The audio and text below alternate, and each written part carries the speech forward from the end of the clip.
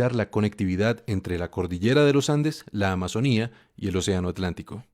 Una metáfora muy usual para referirse a la selva del Amazonas es la del pulmón, por su intercambio de oxígeno y dióxido de carbono con la atmósfera, algo fundamental para que todos podamos respirar. Sin embargo, la selva va mucho más lejos, tanto así que sin ella gran parte de América del Sur sería un desierto. ¿Pero por qué? Empecemos por señalar que el agua se acumula sobre todo en los océanos, y si bien el calor del sol la evapora y la sube por los aires, es necesario que el viento empuje el vapor tierra adentro. De otro modo, el agua no llegaría a los continentes, moriría la vegetación y se secarían grandes extensiones. La manera como el Amazonas entra en juego acá es complementando la labor de los vientos alisios, ayudando a atraer el aire y reteniendo el agua en tierra.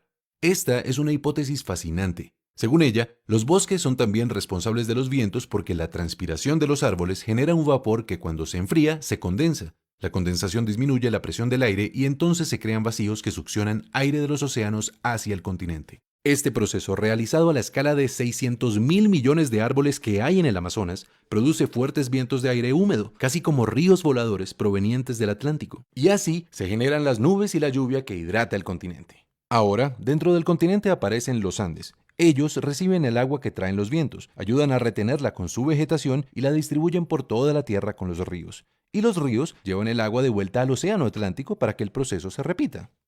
Eso en cuanto al ciclo hidrológico. Ahora consideremos la temperatura. Sabemos que el dióxido de carbono actúa como una barrera que impide que el calor salga de la Tierra. Este es el famoso efecto invernadero. Pues bien, los árboles contrarrestan dicho efecto absorbiendo el dióxido de carbono de la atmósfera a través de la fotosíntesis. Con esto y con los sumideros de dióxido de carbono bajo tierra, el Amazonas anualmente le quita a la atmósfera más de 1 billón de toneladas de este gas, ayudando a contrarrestar el calentamiento global, que es consecuencia de nuestra sobreproducción de gases de efecto invernadero.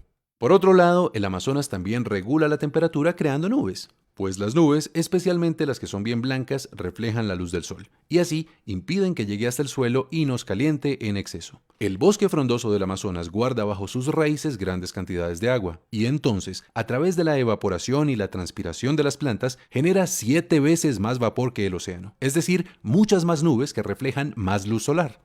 En resumen, regular la cantidad de oxígeno y de dióxido de carbono, mantener la temperatura dentro de ciertos rangos y participar en el ciclo del agua generando los vientos y reteniendo el agua en la tierra son algunas de las funciones que la Amazonía realiza de manera integrada con el Océano Atlántico y con la cordillera de los Andes. Sin embargo, todavía no tenemos la imagen completa. ¿Qué nos puede faltar?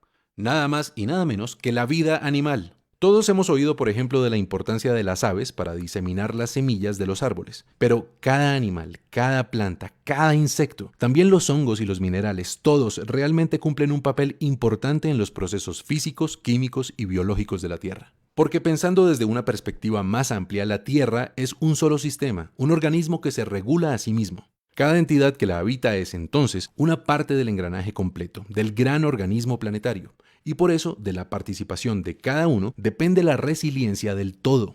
Los animales hacen una contribución notoria con sus posibilidades de desplazamiento y con sus metabolismos, pero hay un animal bastante particular, capaz de transformar de maneras nunca antes vistas la Tierra: el hombre.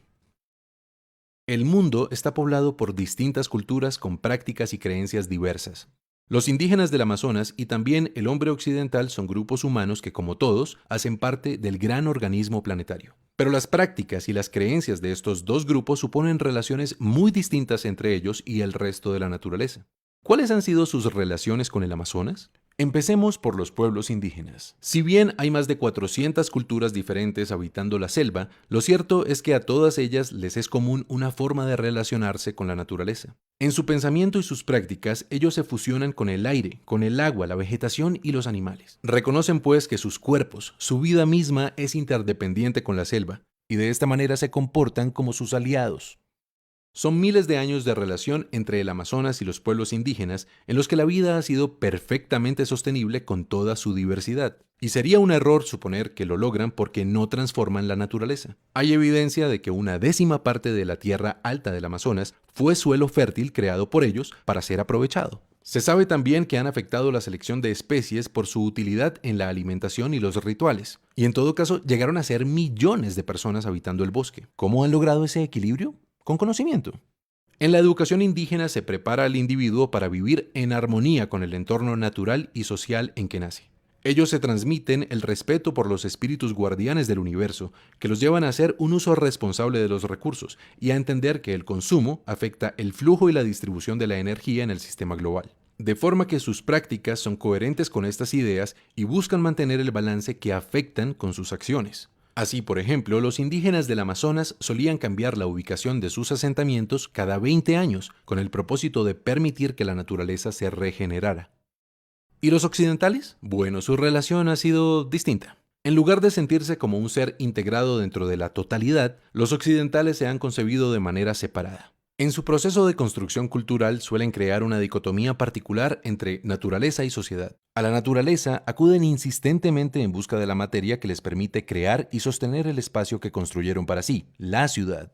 Por eso, el Amazonas ha sido para ellos fuente de madera y petróleo e incluso un estorbo para la ganadería, entre muchas cosas que, en últimas, destruyen el equilibrio entre la selva y sus habitantes. Ha sido, pues, una comprensión insuficiente del equilibrio natural con consecuencias indeseables para la vida misma. Y solo hasta ahora, el occidental empieza a entender la importancia de que su civilización crezca de manera sostenible.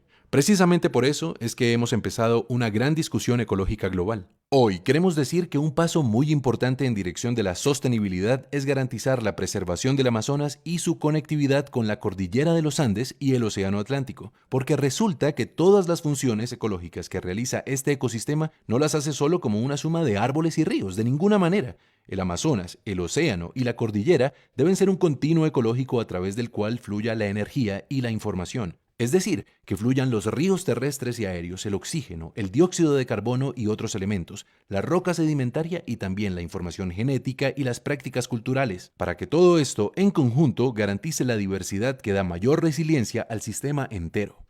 La labor que se ha hecho hasta ahora ha sido muy importante y ya está cubierto gran parte del territorio que necesitamos integrar en modelos sostenibles. Los gobiernos han puesto de su parte para crear áreas protegidas y reconocer territorios indígenas, pero nos siguen faltando algunas zonas entre esos parches que garanticen la conectividad. Una conectividad que no solo fortalecerá los servicios ambientales, la resiliencia del planeta y la estabilidad climática, sino que nos dará la oportunidad de articularnos con los pueblos indígenas para repensar nuestra relación con la tierra.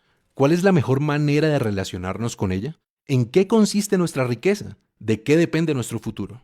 Esta es una oportunidad que nos puede inspirar para que todos juntos, gobernantes y ciudadanos, busquemos respuestas y tomemos decisiones apropiadas para nosotros, como parte de un gran sistema global, nuestro planeta Tierra.